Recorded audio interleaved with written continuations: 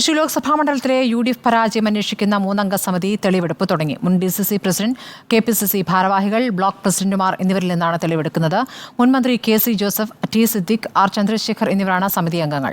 അതേസമയം TN പ്രതാപനെതിരെ നഗരത്തിലെ വിവിധയിടങ്ങളിൽ ഇന്നും പോസ്റ്ററുകൾ പ്രത്യക്ഷപ്പെട്ടു. 2 ദിവസങ്ങളിലായാണ് തെളിവെടുപ്പ് നടക്കുന്നത്.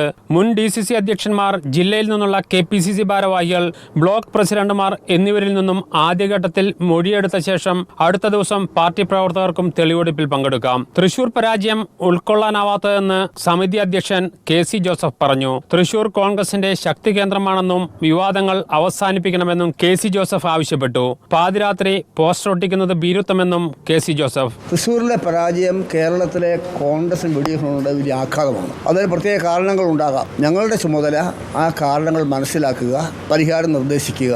ഈ പരസ്യമായ വിഴുപ്പലക്കൽ കൊണ്ട് നമ്മൾ സ്വയം വഷളാകത്തേ ഉള്ളൂ. ഈ പോസ്റ്റർ വിവാദങ്ങളോ മറ്റു വിവാദങ്ങളോ അവസാനിപ്പിക്കാനുള്ള സാമാന്യമായ മര്യാദ തൃശ്ശൂരിലെ കോൺഗ്രസ്സുകാർ കാണിക്കണം.